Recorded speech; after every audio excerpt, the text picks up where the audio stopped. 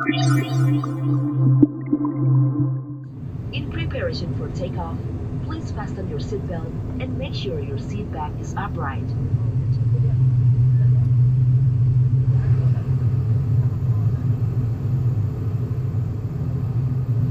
Kita sekarang sedang di pesawat menuju Banda Aceh, tapi sebelumnya kita transit dulu di Bandara Kuala Namu Medan dan melanjutkan dengan pesawat berikutnya ke Bandara Sultan Iskandar Muda di Kota Banda Aceh.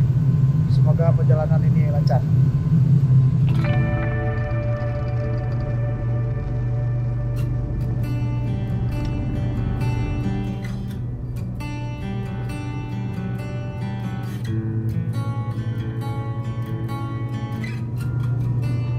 Pertengahan Mei 2022. Pagi itu cuaca sangat cerah, sehingga hamparan sawah hijau dan bukit barisan di kejauhan terlihat jelas. Sungguh sebuah bentangan alam yang indah dipandang.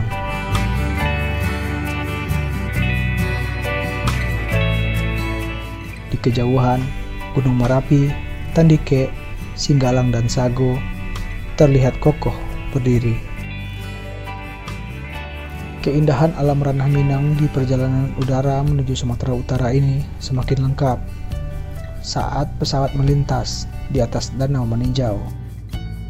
Danau vulkanik dengan luas 99,5 km persegi ini berada di ketinggian 461 mdpl.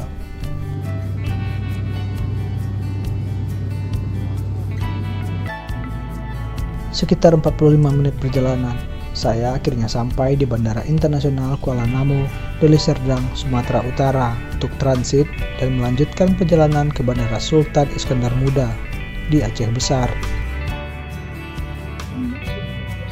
Perjalanan menuju daerah yang pernah dilanda gempa dan tsunami di penghujung 2004 ini didominasi penerbangan di atas lautan. Cuaca masih sangat cerah, sehingga sebagian daratan Aceh dengan bentang bukit barisannya terlihat jelas. Melihat hamparan datar di pinggir laut ini, saya membayangkan bagaimana gelombang tsunami yang mencapai ketinggian 30 meter meluluh lantakkan daerah ini. Tsunami yang didahului oleh gempa berkekuatan 8,9 skala Richter telah menewaskan ratusan ribu orang, tidak saja di Aceh, namun juga di 15 negara. Di perjalanan ke Banda Aceh kali ini, kita akan melihat dan mendengar seperti apa kondisi daerah ini setelah 18 tahun bencana besar itu terjadi. Akan sediakan, jika tiba rute sesuai dengan alur yang telah kami tentukan atas nama wisata.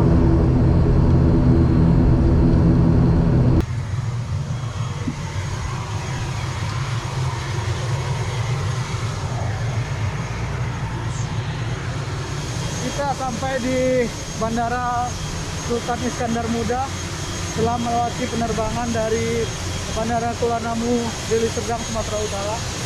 Kita sampai sekitar pukul 12:15. Bandara ini berada agak jauh dari pinggir pantai, tidak seperti bandara di Padang. Mungkin ini yang menyebabkan bandara ini aman saat terjadi tsunami yang melanda Aceh dulunya.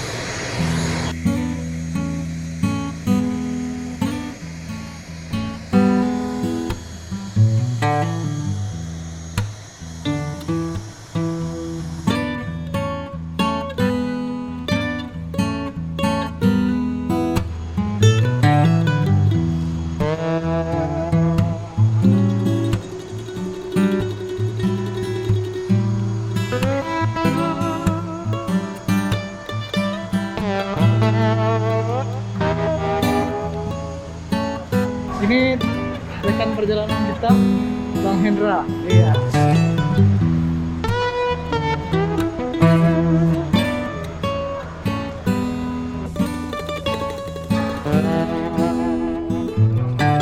Dari bandara kita akan menuju daerah Simpang 5, Kota Banda Aceh.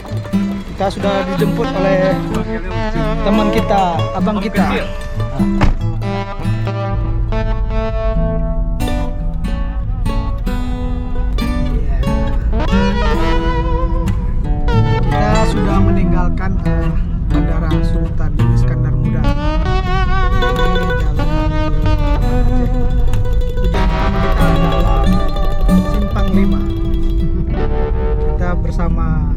jurnalis senior di Kota Banda Aceh, Ketua Aji Banda Aceh. Bang, gimana bang perbedaan pas sebelum tsunami, setelah tsunami di Kota Banda Aceh ini, bang? Sambil nyetir aja bang. Perbedaan nggak begitu jauh sih, perbedaannya hanya pada infrastruktur ya, seperti jalan lebih agak mulus ya pasca tsunami karena adanya BRR ya, BRR yang mengelola banyak anggaran dan lebih banyak ke konstruksi dan transportasi infrastruktur. Nah, jadi salah satunya jalan, makanya sedikit ini ya, jalan di Banda Aceh ini pada mulus-mulus semua. Wah, pasca Tsunami ya.